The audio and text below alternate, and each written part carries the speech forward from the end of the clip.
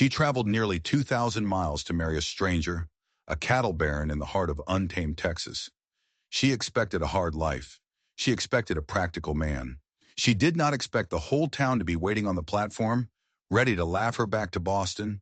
And she definitely didn't expect the man who stepped forward to claim her, the wealthiest rancher in 3 counties, to be the coldest, most intimidating man she had ever seen. A man whose eyes held a secret she would have to unravel, or it would bury her. This is the story of how a mail-order bride, mocked for her size, uncovered a conspiracy of greed and murder, and proved that in a land that valued strength, her mind was the most dangerous weapon of all. Eleanor Hayes's fingers flew, the needle a flash of silver in the dying Boston light. For 12 years, her world had been the size of this cramped room, her life measured in stitches on other women's wedding dresses. At 32, she was an old maid, a seamstress whose own life was a garment she'd never had the fabric to make. On her table, propped against the oil lamp, was the newspaper clipping, worn soft from a month of hopeful hands. Wife wanted. Successful cattle rancher, 38, seeks respectable, practical woman. Domestic skills valued over beauty. Write to James Worthington, Clearwater, Texas. His letters had been a revelation. They weren't filled with poetry, but with intelligent questions about crop rotation and managing household accounts. He spoke of partnership, of building something together. He never once asked for a photograph. Her last letter from him contained a train ticket and a promise. If upon meeting you decide against our arrangement, I will provide your return fare to Boston without question. It was a gentleman's offer, and it was the only one she had. Boston was a dead end. Her rent was going up, her work was drying up, and the loneliness was a winter that never seemed to end.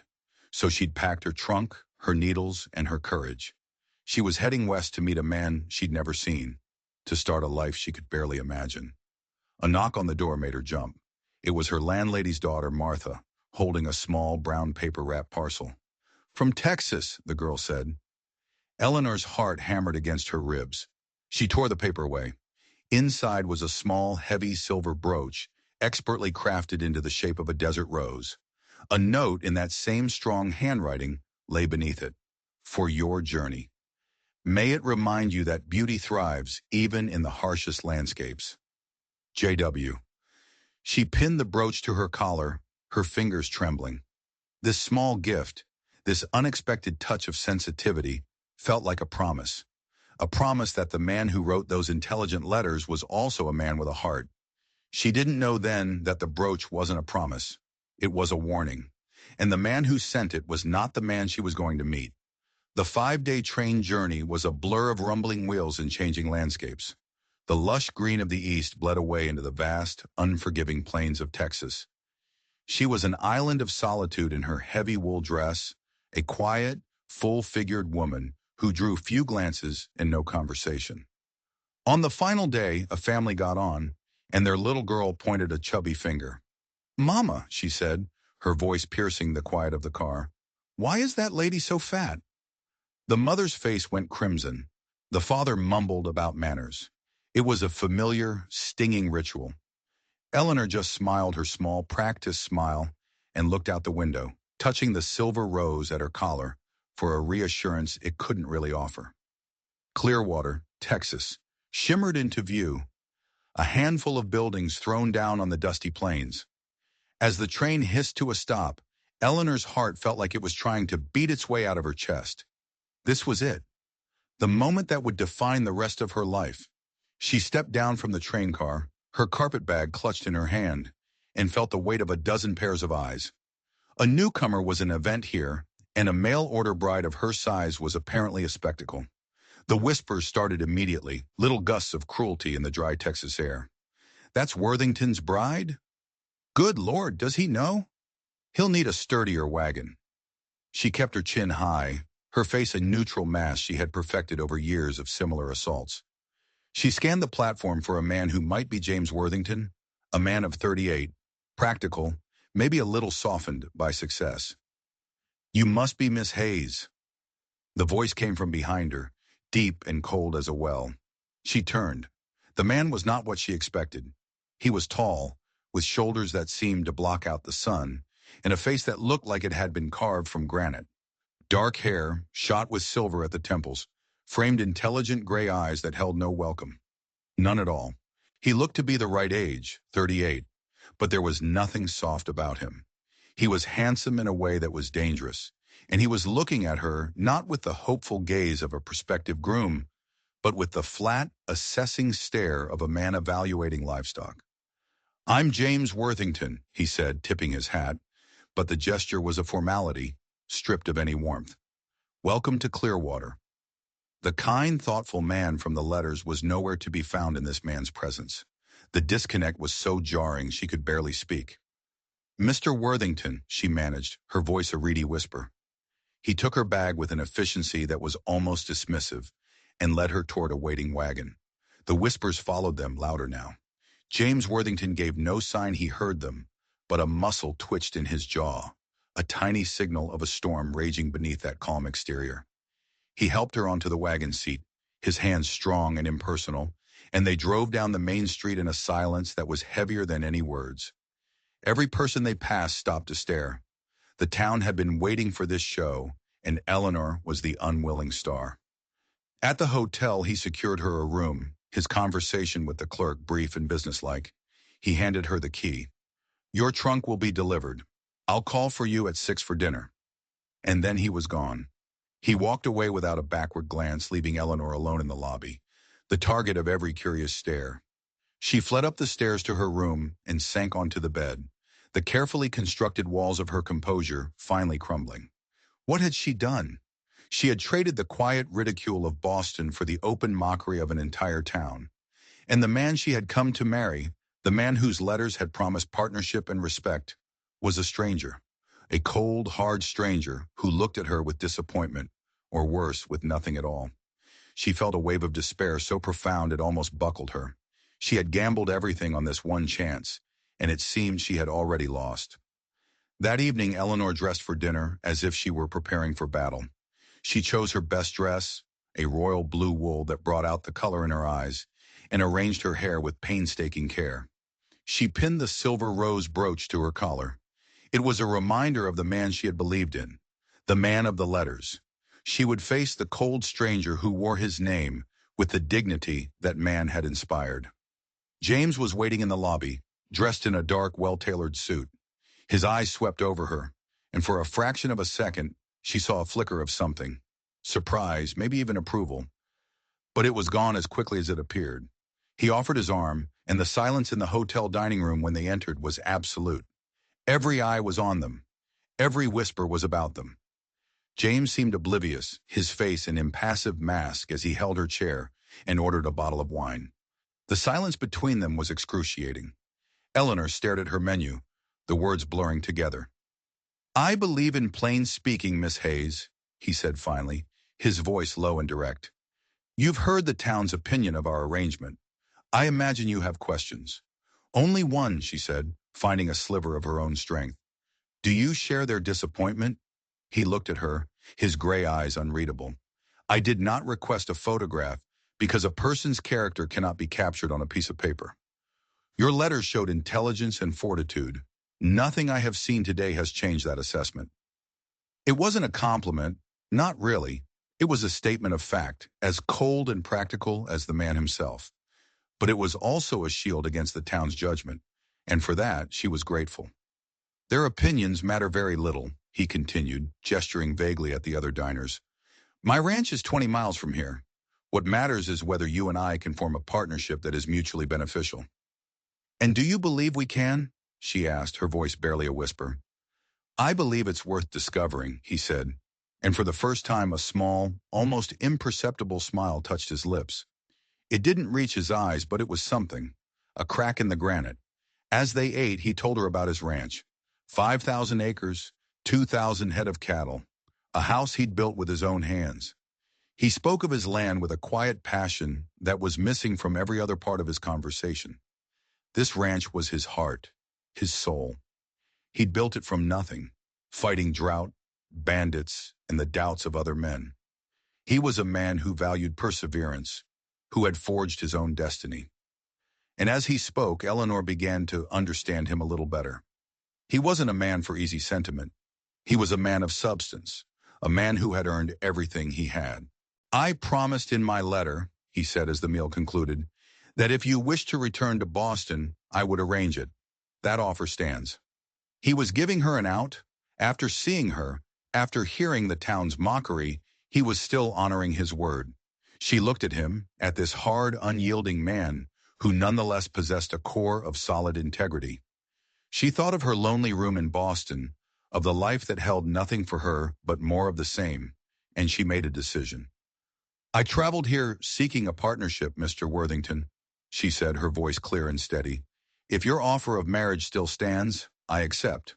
A flicker of something, relief, crossed his face. It stands, though I suggest a brief courtship. The town gossip is problematic enough without adding a scandalously hasty wedding. He corrected her when she called him Mr. Worthington. James, he said, if we're to be courting, we should use our given names. Eleanor, she replied. As they left the dining room, he walked beside her, a tall, silent protector against the stares and whispers. For the first time since she'd arrived, Eleanor didn't feel like a victim. She felt like a player in a game she was only just beginning to understand. The man beside her was a puzzle, a fortress. The warm, sensitive man from the letters was nowhere to be found. But the man who was here, this James Worthington, was a man of his word, a man of strength. And as he walked her to her room, she realized with a jolt that maybe, just maybe, that was even better. She had come to Texas seeking a husband. She had found a mystery, and she was determined to solve it. The next morning, a note from James arrived with her breakfast. He had business in town but would be pleased to show her around that afternoon. The courtesy was at odds with his cold demeanor, another piece of the puzzle that didn't quite fit. She spent the morning watching Clearwater come to life from her window, a bustling, dusty town full of people who had already judged her. She felt a familiar pang of anxiety, but it was overshadowed by a new, steely resolve. She would not be cowed. James arrived at 1 o'clock sharp. As they walked down the main street, a silence fell over the boardwalk. People stopped talking and just stared. Eleanor focused on the building in front of her, her cheeks burning, but James seemed utterly unaffected. He pointed out the bank, the general store, and then he paused before a small shop with a hand-painted sign, Harper's Dressmaking and Alterations. I thought this might interest you, he said. She stared at him, stunned. You remembered. He looked genuinely puzzled. Of course, your skill was a significant reason I wrote to you. Before she could process this, the shop door opened and a thin, sharp-featured woman stepped out. Mr. Worthington, she said, her eyes immediately flicking to Eleanor. It was Martha Harper, the town seamstress. James introduced them, and Mrs. Harper's gaze was calculating. Boston training, she murmured, assessing Eleanor from head to toe. Well, you should know, half the unmarried women in this county have set their caps for James Worthington, especially Olivia Sutton, the banker's daughter. She won't take kindly to an outsider. It was a warning, thinly veiled as gossip.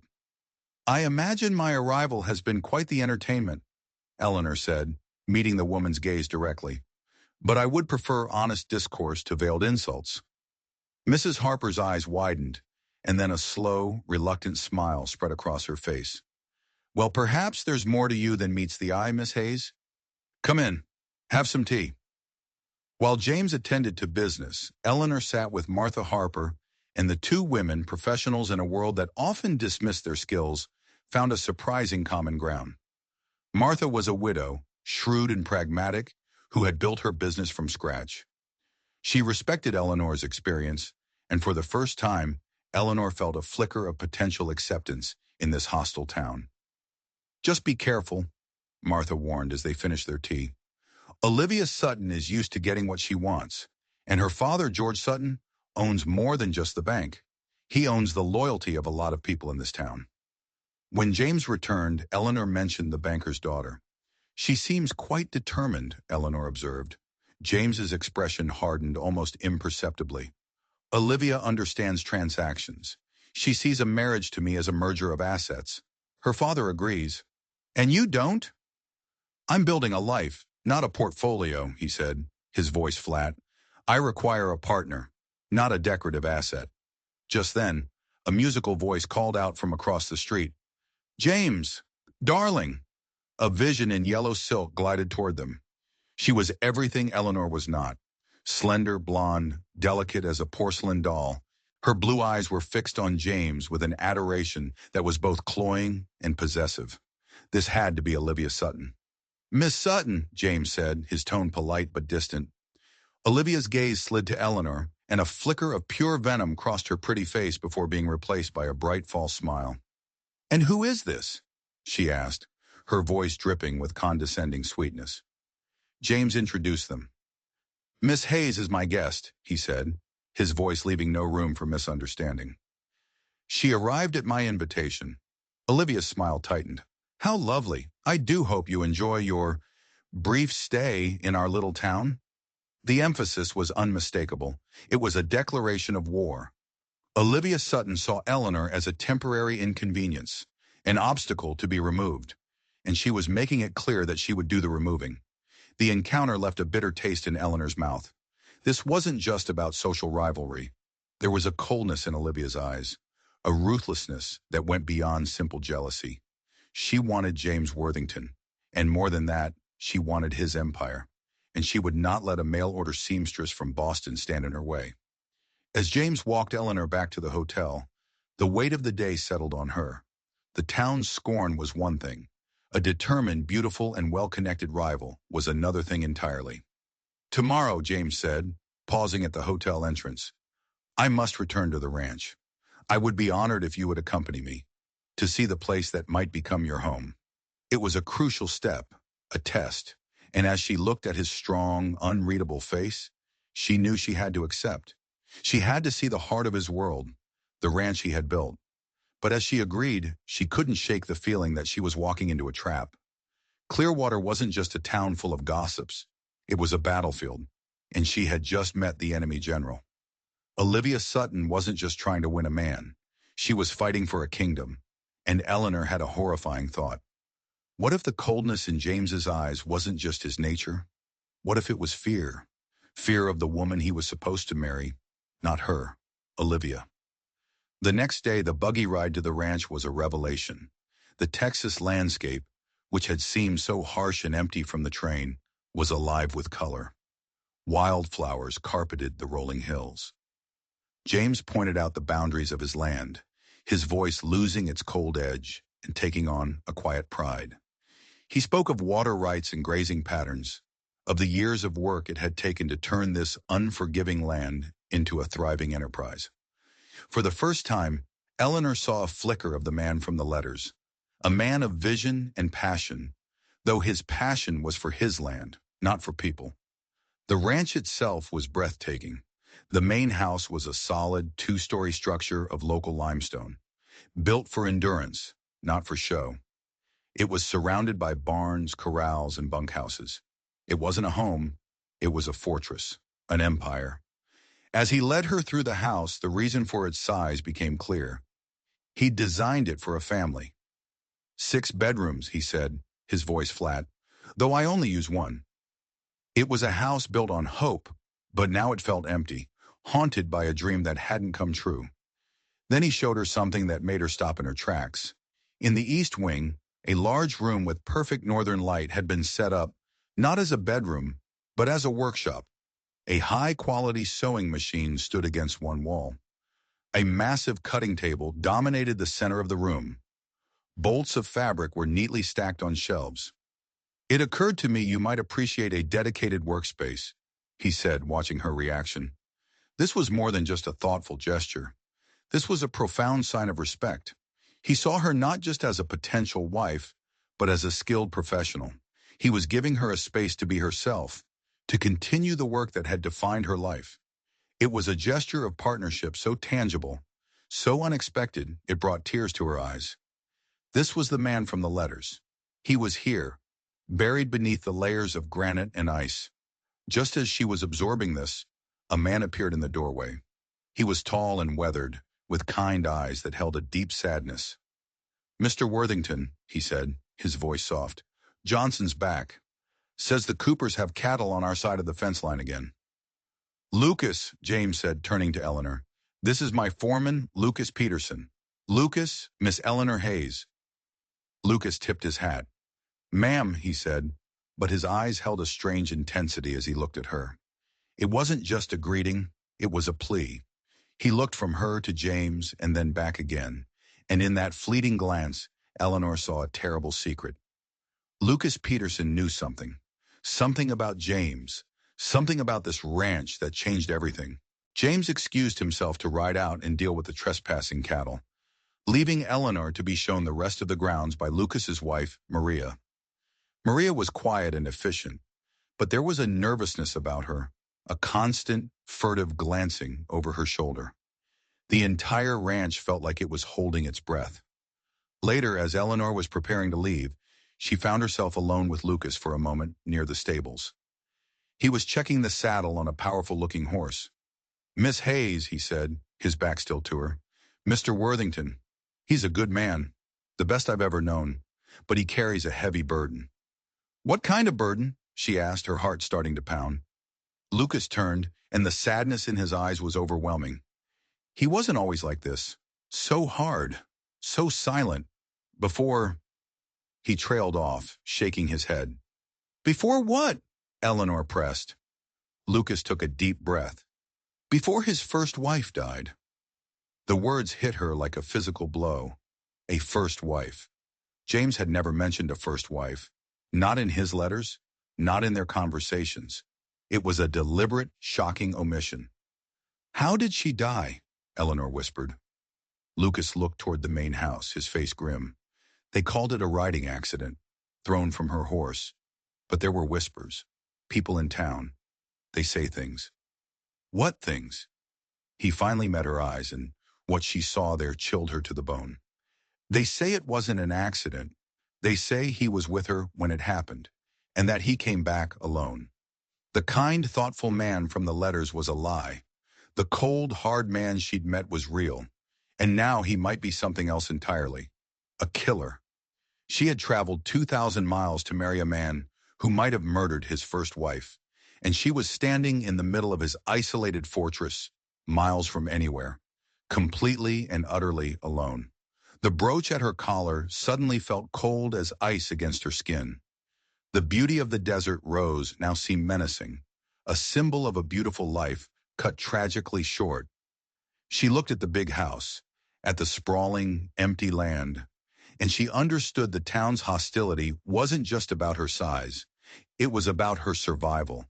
They weren't laughing at her. They were pitying her. She was the next lamb for the slaughter. The ride back to Clearwater was suffocating. Every rock and tree seemed to hold a secret. Every shadow seemed to hide a threat. James was silent, his profile rigid as he stared at the road ahead. Was he thinking about her, or was he thinking about his dead wife? Eleanor's mind raced, replaying every conversation, every glance. The house built for a family that never was. His coldness, the town's fear, which she had mistaken for scorn. It was all starting to make a terrifying kind of sense. And what about the letters? If James was this cold, distant man who had written those warm, intelligent letters that had lured her across the country, it couldn't have been him.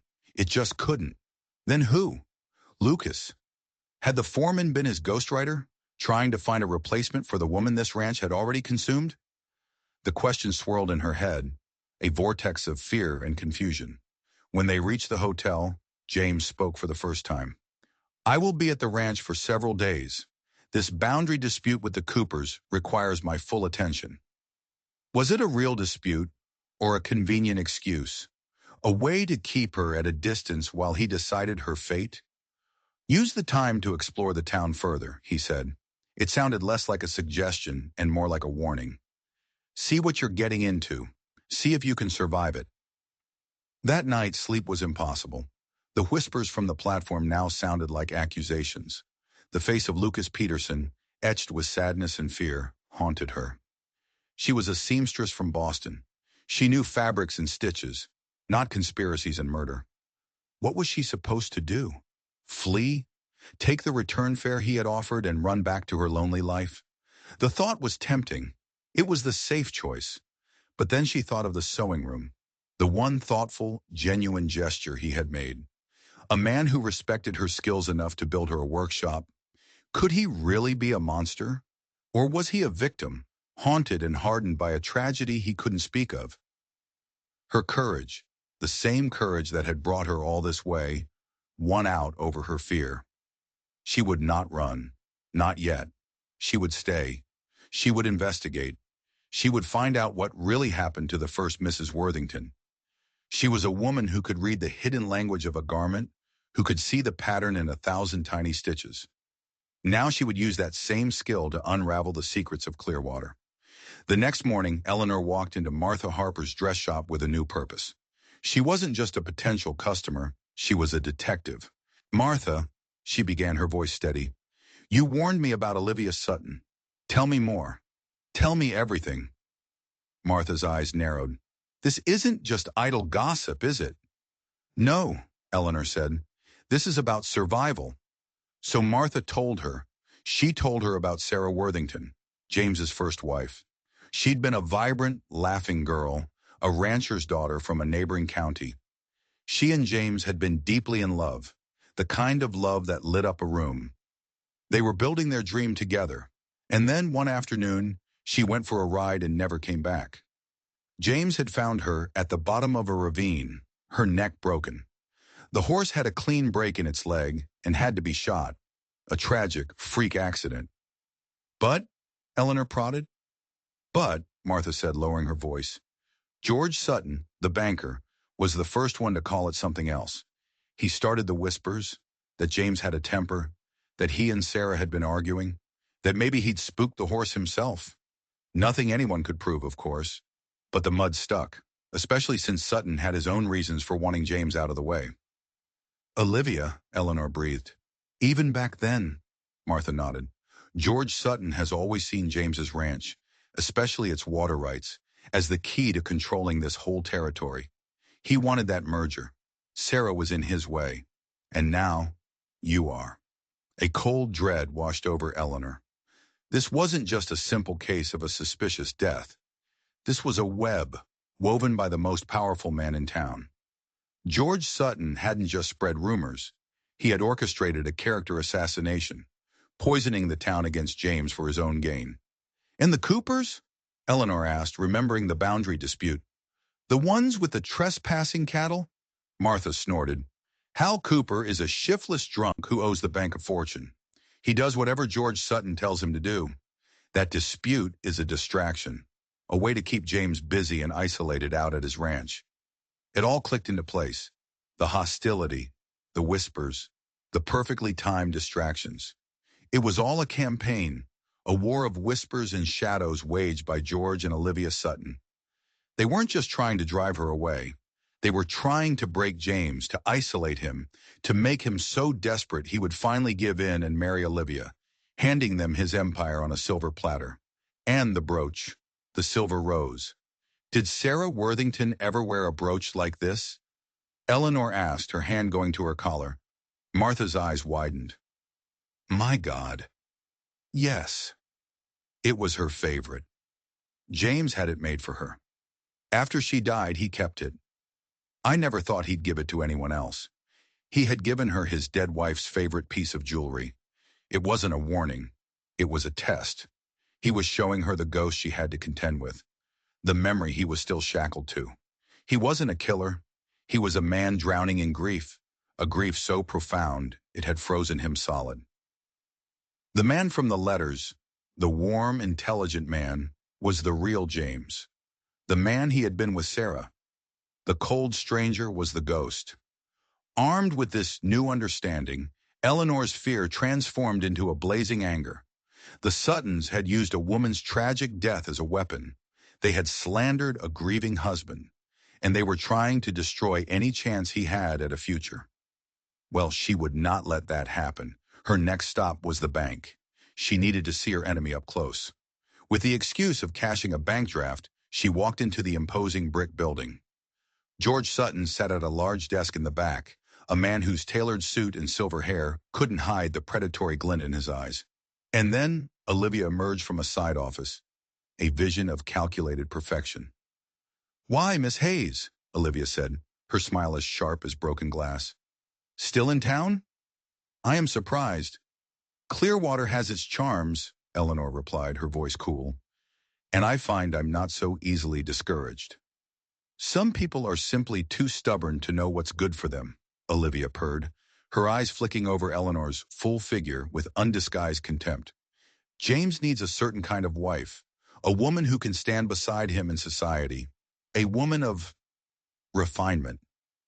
He needs a partner, Eleanor countered, her voice ringing with newfound conviction. Not an ornament, and I suspect he is a better judge of his own needs than you are. The mask of civility dropped from Olivia's face for a split second, revealing a flash of raw, ugly fury. In that moment, Eleanor saw the truth. Olivia didn't love James. She coveted what he had. She was her father's daughter, through and through. Eleanor walked out of that bank with her head held high. The battle lines were drawn. This was no longer just about her own future. It was about justice for Sarah. It was about freeing James from the prison of his past. The Suttons thought she was a soft, simple seamstress from the East. They were about to find out how sharp a needle can be. She had spent her life creating beauty and order out of chaos. Now she would use that same precision to dismantle the Suttons' web of lies one thread at a time. And she would start with the one person who knew the truth, the foreman, Lucas Peterson. She just had to get back to the ranch. Getting back to the ranch proved to be a challenge. There was no stagecoach, and no one in town would risk the Suttons' wrath by hiring out a buggy to James Worthington's controversial mail-order bride. She was stranded exactly as the Suttons had intended. But Eleanor was resourceful. She found a young boy, the blacksmith's son, who was willing to write a message out to the ranch for the price of $2 silver, nearly all the money she had left. She waited for what felt like an eternity. Doubt began to creep in.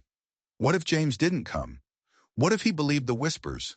What if he was so broken by the past that he couldn't see the future she was trying to fight for? Just as the sun began to dip below the horizon, painting the sky in fiery streaks of orange and purple, a lone rider appeared on the road. It was James. He rode into town not in a buggy, but on his powerful stallion, leading a gentle mare behind him. He didn't dismount. He just looked down at her, his face unreadable in the twilight. "You sent for me," he said. It wasn't a question. "I need to talk to you," she said. "At the ranch. In private." He just nodded, his eyes searching her face. He seemed to see the new resolve there, the fire that had replaced her fear. Without another word, he helped her onto the mare. They rode out of Clearwater in silence, two solitary figures against the vast, darkening landscape. The town watched them go, the whispers following them like ghosts. The ranch house was quiet when they arrived. The air was thick with unspoken words, with the memory of the woman who had filled these rooms with laughter. James led her into the library, a room lined with books from floor to ceiling. It was the heart of the house, the sanctuary of a man who had retreated into the world of words when his own world fell apart. "You wanted to talk," he said, finally breaking the silence. "I know about Sarah," she said, her voice soft but clear. His entire body went rigid. The granite mass slammed back into place. "There is nothing to know. It was an accident." "Was it?" she pressed, taking a step closer. "Or was it an accident that George Sutton found very convenient?" He stared at her, his gray eyes blazing with a mixture of anger and pain. "You have been listening to town gossip." "I have been listening to the truth," she insisted. "I spoke with Martha Harper. I saw the hatred in Olivia's eyes. I know they've been poisoning this town against you, trying to isolate you, to break you. Why have you let them?" "What would you have me do?" he shot back, his voice raw with a grief he had held in for years. "Challenge a man to a duel? Start a range war over whispers? I have a ranch to run, a legacy to protect. I don't have time for their petty games." "These aren't games," she cried. "They are using your wife's memory to destroy you. They are trying to steal everything you built together." She reached out and touched his arm. "James, you don't have to carry this alone." He flinched at her touch, pulling away as if burned. "You know nothing about it." "Then tell me," she pleaded. "Tell me what happened that day." He turned away from her, walking to the window and staring out at the dark plains. For a long moment, the only sound was the ticking of the grandfather clock in the corner.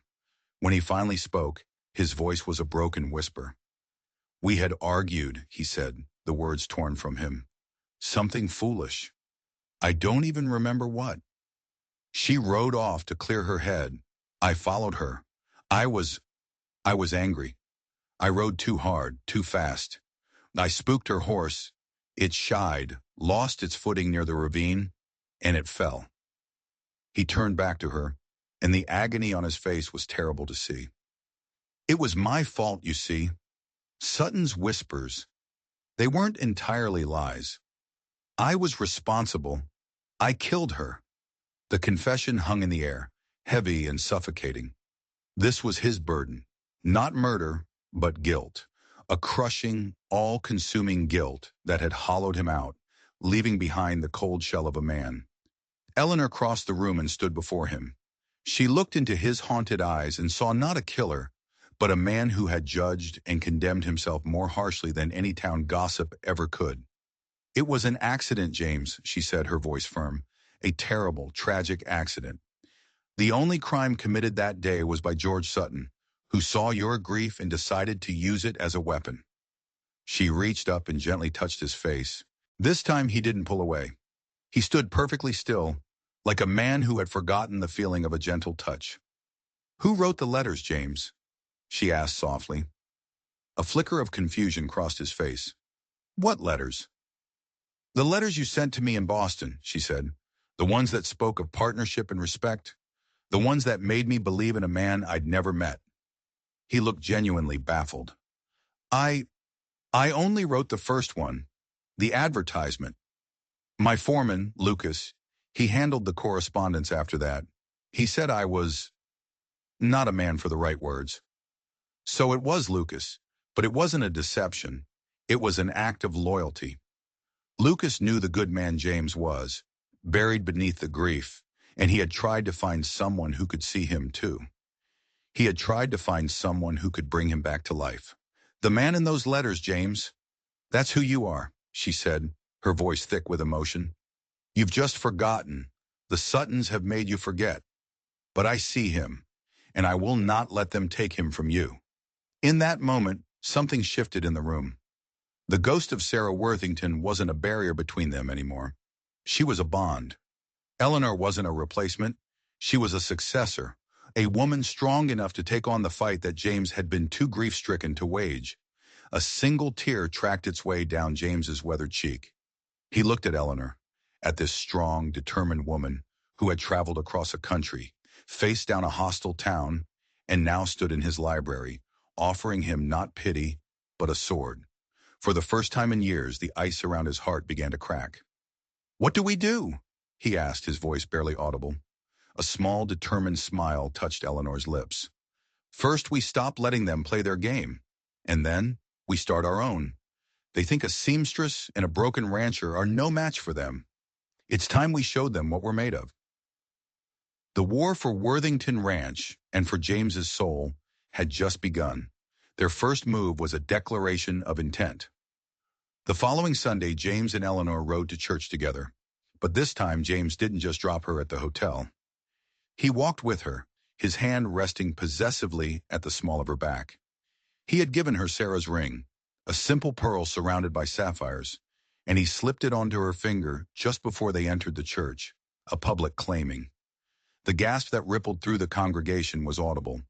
Olivia Sutton's face went pale with fury. Her father's tightened into a mask of cold rage. After the service on the church lawn, Olivia cornered Eleanor.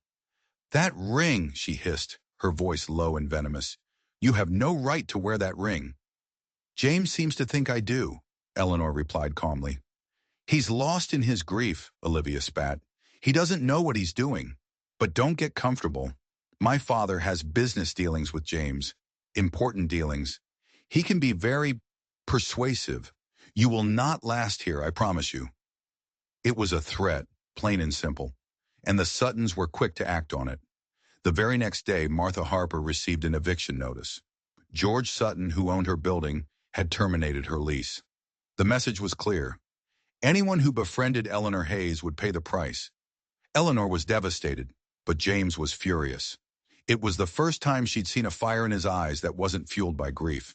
It was cold, righteous anger. Sutton has overplayed his hand, he said, his voice dangerously quiet. He thinks his money makes him a king. He's forgotten this is Texas. James didn't just confront Sutton, he dismantled him. He rode into town, and in the space of a single afternoon, he made 2 visits.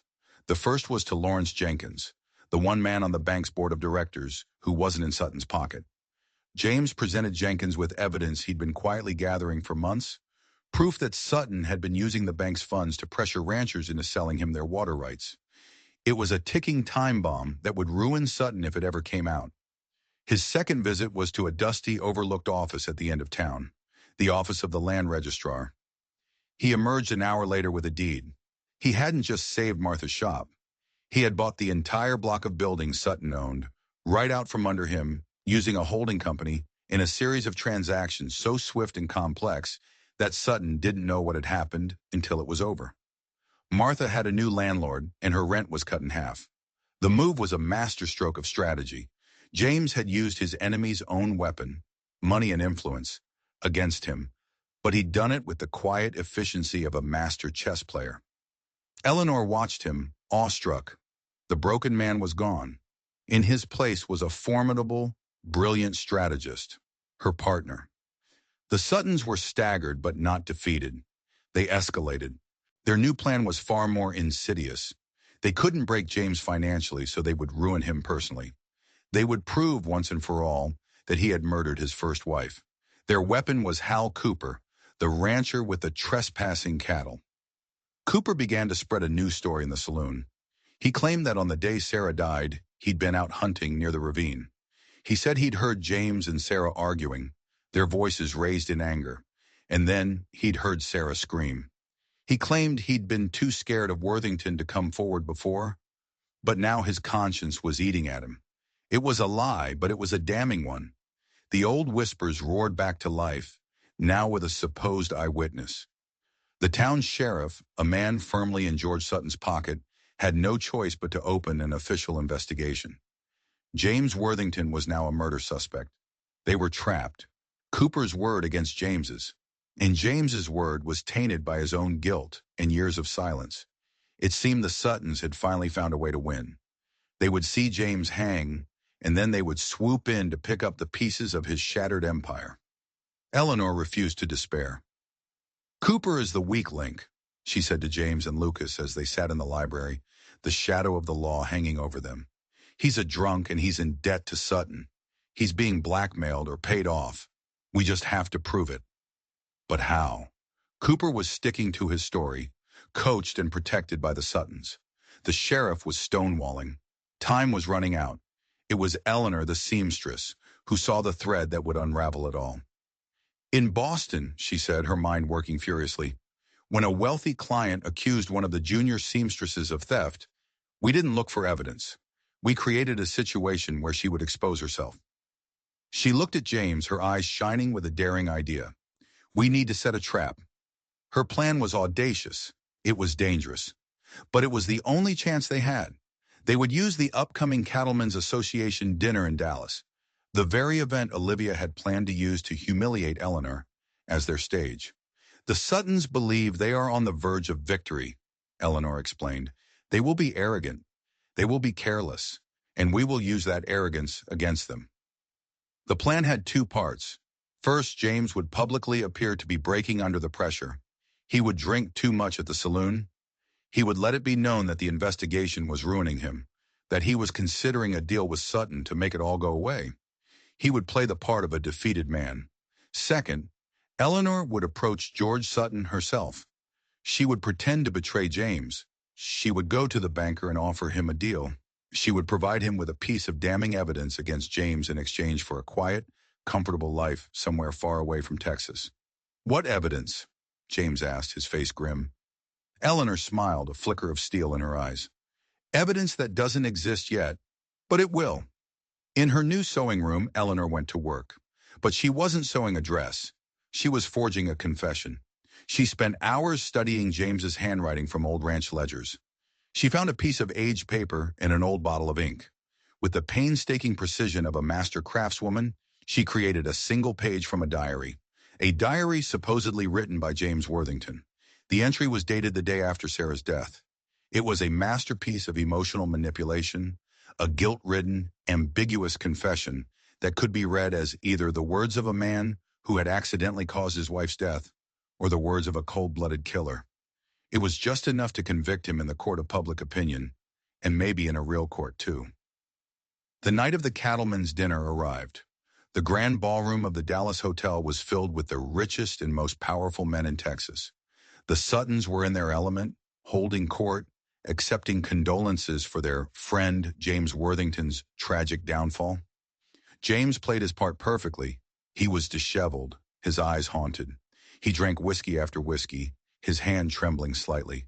He looked every inch the broken man. Meanwhile, Eleanor, dressed in a stunning gown of deep burgundy silk that she had made herself, approached George Sutton. She looked terrified, a woman at the end of her rope. "Mr. Sutton," she whispered, her voice shaking, "I have to get out. He's falling apart, and I'm afraid of what he might do. I found something. In his library. A page from an old diary."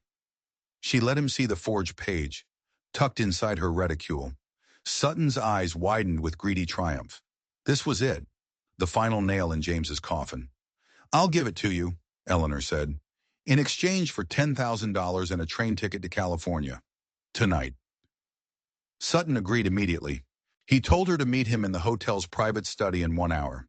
He would have the money and the ticket. She would have the diary page. As Eleanor walked away, her heart hammered in her chest. The trap was set, but everything depended on what happened next. She found Lucas, who was waiting near the ballroom entrance, dressed in a borrowed suit. He gave her a single, grim nod. He knew his part. An hour later, Eleanor entered the study. George Sutton was waiting, a smug, satisfied smile on his face. A stack of cash and a train ticket sat on the desk. "The page, my dear," he said, extending his hand. Eleanor hesitated, playing her part. "You have to promise me you'll protect me." Of course," he said impatiently. "Now give it to me." She slowly pulled the folded paper from her reticule and handed it to him. He snatched it, his eyes scanning the words, his smile widening. He had it. He had won. "A pleasure doing business with you, Miss Hayes," he said, pushing the money toward her.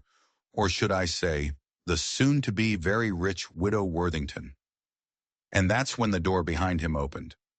Standing in the doorway was not James Worthington. It was Lawrence Jenkins, the bank board member. And beside him stood the U.S. Marshal for the District of North Texas. Sutton stared at them, his face draining of color. "Jenkins? Marshal? What is the meaning of this?"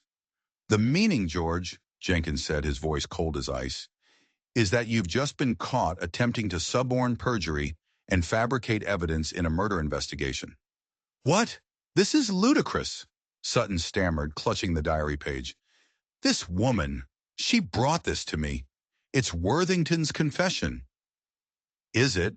the marshal asked, stepping into the room. He walked over to Sutton and took the page from his trembling hand. He glanced at it, then looked at Eleanor. "Ma'am, is this page from your husband's diary?" Eleanor looked George Sutton straight in the eye. "No, Marshal," she said, her voice clear and strong. "I've never seen it before in my life." Sutton's jaw dropped. "She's lying. She wrote it. It's a forgery." "A forgery you were about to use to send an innocent man to the gallows," the marshal said, his hand falling on Sutton's shoulder. "George Sutton, you're under arrest." But the trap wasn't finished. Just then, the study door opened again. This time it was Lucas, and he wasn't alone. He was holding Hal Cooper by the arm, and Cooper looked like he'd seen a ghost. "Marshal," Lucas said, "Mr. Cooper has something he'd like to say. Seems his conscience has been bothering him." All eyes turned to Cooper. He was sweating, his eyes darting between Sutton and the marshal. He knew the game was up. "He made me do it," Cooper blurted out, pointing a shaking finger at Sutton. "Sutton! He paid off my debts. He told me what to say. I wasn't there. I didn't see anything. Worthington never hurt his wife." The confession sealed Sutton's fate. It was over. The web of lies had been torn apart, but Eleanor had one last thread to pull. Marshal, she said, turning to the lawman, Mr. Sutton didn't just fabricate evidence. I believe his grudge against my husband goes back to the day Sarah Worthington died. Perhaps you should ask him where he was on that particular afternoon. The marshal looked at Sutton, whose face had gone from white to a sickly shade of gray. Well, George, where were you? Sutton didn't answer. He just stared at Eleanor, his eyes filled with a hatred that was terrifying in its intensity. He had been so close to having it all. And this woman, this oversized, overlooked seamstress from Boston, had destroyed him with nothing more than a needle, some paper, and a will of iron. The arrest of George Sutton sent a shockwave through Texas society. The story came out in pieces, a sordid tale of greed, blackmail, and ambition. But the most shocking revelation came a week later, during the investigation. Under pressure, Olivia Sutton confessed everything. It turned out that her father hadn't just been near the ravine on the day Sarah died. He had met her there. He had been trying to pressure her, to convince her to sell him a piece of land that controlled the main access to the river. Sarah, fiercely loyal to James and his vision, had refused. They had argued. He had grabbed the reins of her horse, trying to stop her from riding away. The horse, already spooked by James's fast approach, had reared violently, and it had fallen. George Sutton hadn't pushed her, but his greed, his rage, his actions had directly caused her death. And instead of confessing, he had watched James Worthington blame himself for years, twisting the knife of his guilt, all for the sake of a land grab. He hadn't committed murder, but he was responsible, and in the end, that truth was its own kind of justice. The Sutton empire crumbled. Lawrence Jenkins took over the bank, and Olivia, disgraced and disowned, fled to St. Louis. Clearwater, finally free from the Suttons' oppressive influence, began to breathe again. James was a free man, cleared of all suspicion, but more than that, he was free from the guilt that had imprisoned him for years. The truth, as devastating as it was, had liberated him. The cold, hard shell he had built around himself melted away, revealing the warm, intelligent, and passionate man Eleanor had first met in the pages of his letters. The letters Lucas had written, channeling the man he knew his friend and mentor to be. One crisp autumn evening, months later, James and Eleanor stood on the porch of the ranch house, watching the sunset paint the sky. The house was no longer empty. It was filled with the quiet hum of a partnership, with the promise of a future. Eleanor had established a thriving dressmaking business, collaborating with Martha Harper, with clients writing to her from as far away as San Antonio. James's ranch was more prosperous than ever, his mind clear and focused. He turned to her, taking her hand. His gray eyes, once so cold, were now filled with a warmth that was reserved only for her. You came here expecting a practical arrangement, he said, his voice soft. A partnership. And I found one, she said, smiling. You found more than that, Eleanor, he said, his voice thick with an emotion he no longer hid. You saved me. You saw the man I was, not the ghost I had become. You fought for me when I had forgotten how to fight for myself. He pulled the silver rose brooch from his pocket. He had asked for it back a week earlier, and now she saw why. He had had it cleaned and polished, and in the center of the rose, he had had a single perfect pearl set, the stone from her engagement ring, now permanently joined with the symbol of his first love. Sarah represented my past, he said, pinning the transformed brooch to her dress. You, Eleanor, are my future. You've brought the two together. You've made me whole. She looked at the brooch, at the beautiful melding of what was and what would be. She had come to Texas seeking a home, a place to belong. She had found it not in the sprawling land or the solid house, but in the heart of this man who had been lost in the wilderness of his own grief. They had faced down whispers, threats, and conspiracies. They had forged a partnership in the fires of adversity, and it had become something far stronger, far more precious. It had become love. The town of Clearwater no longer whispered about the cattle baron's strange, oversized bride. They spoke of Eleanor Worthington with a mixture of awe and respect. They told the story of how she had faced down the most powerful man in the county and won, how her courage had brought a good man back from the brink, and exposed a rot that had festered for years. She had arrived as a mail-order bride, an object of ridicule and pity. She had become a legend, a testament to the fact that true strength isn't about the size of your body, but the size of your spirit. And in the heart of Texas, her spirit was as vast and unconquerable as the land itself.